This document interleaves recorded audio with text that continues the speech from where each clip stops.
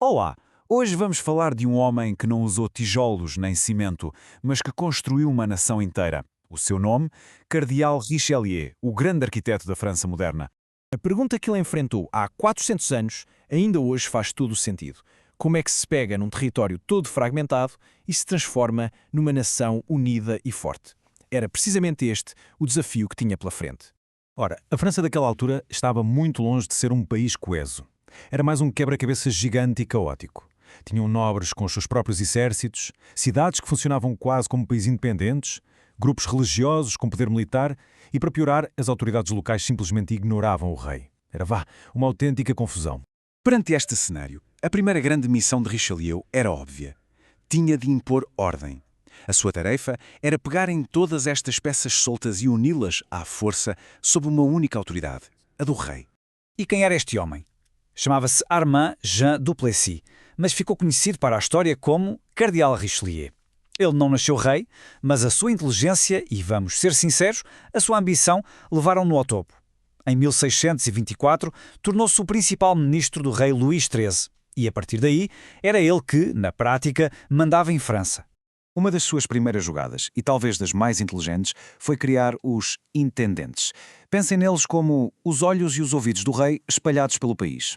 Eram funcionários enviados de Paris para todas as províncias com uma missão muito clara: garantir que as leis e as ordens do rei eram cumpridas por todos. Isto, claro, tirava imenso poder aos nobres locais.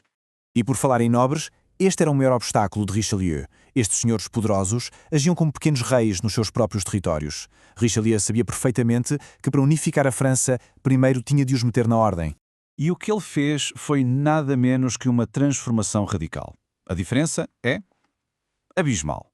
Antes de Richelieu, os nobres eram senhores da guerra, cheios de poder, com os seus castelos fortificados e exércitos. Depois dele, tornaram-se cortesãos, a viver em palácios, dependentes do favor do rei para terem alguma influência. Foi uma mudança de jogo completa. E como é que ele conseguiu isto? Com uma estratégia absolutamente implacável. Primeiro, proibiu os exércitos privados e os duelos, que era uma fonte constante de problemas. Depois, criou uma rede de espiões super eficaz para descobrir conspirações. A seguir, mandou demolir centenas de castelos que não serviam para defender as fronteiras do país. E quem se atrevia a conspirar era punido sem piedade. O recado era muito claro. Em França, só há um poder, e é o do rei. Mas não eram só os nobres. Havia outro grande desafio ao poder central: as cidades protestantes, os chamados huguenotes. Algumas destas cidades eram autênticas fortalezas, com as suas próprias leis, os seus próprios exércitos. Funcionavam quase como mini-estados. O maior símbolo deste desafio era a cidade de La Rochelle. Era uma cidade portuária, muito rica, muito poderosa e muito bem fortificada. Era literalmente um Estado dentro do Estado. Para Richelieu, era simples. Enquanto La Rochelle existisse como uma potência independente, a França nunca estaria verdadeiramente unida. E para se perceber até um dia a sua terminação, Richelieu fez algo que parecia saído de um filme. Para conquistar a cidade, mandou construir um dique gigante com 1,5 km de comprimento em pleno mar, só para bloquear o porto e impedir a chegada de ajuda por barco. Impressionante, não? O cerco foi absolutamente brutal. Durou 14 longos meses. A população da cidade foi dizimada pela fome e pelas doenças, mas Richelieu não cedeu um centímetro. Em 1628, exausta e sem mais esperança, La Rochelle rendeu-se. E aqui está a jogada de mestre de Richelieu. Depois da vitória, ele não se pôs a perseguir os protestantes por causa da sua religião. A política dele foi muito pragmática. Liberdade de culto, sim. Poder militar, não. Ou seja, podem ter a vossa religião à vontade, mas o poder militar e a autonomia política acabaram. A força pertence ao Estado e a mais ninguém. Com a Casa Arrumada, Richelieu pôde finalmente virar as suas atenções para o exterior. Ele não queria apenas uma França unificada. Ele queria uma França que fosse a maior potência da Europa. Para conseguir isso, ele aplicou um conceito que, na altura, era revolucionário: a raison d'État, ou a razão de Estado. A ideia é, na verdade, bastante simples, mas mudou completamente as regras do jogo diplomático. Os interesses e a segurança do país estão acima de tudo, até mesmo acima da religião. E este é o exemplo perfeito do quão pragmático ele era. Richelieu, um cardeal da Igreja Católica, não hesitou em dar dinheiro a exércitos protestantes na Alemanha e na Suécia. Porquê? Porque esses exércitos estavam a lutar contra os Habsburgos, que eram católicos, sim, mas eram os grandes rivais da França. Para Richelieu, a religião ficava em segundo plano. O que interessava era enfraquecer o inimigo. Claro que, para apoiar esta política externa tão agressiva, era preciso ter músculo. Richelieu investiu massivamente nas forças armadas. E os números falam por si. O exército francês passou de uns meros 10 mil soldados para uns impressionantes 150 mil.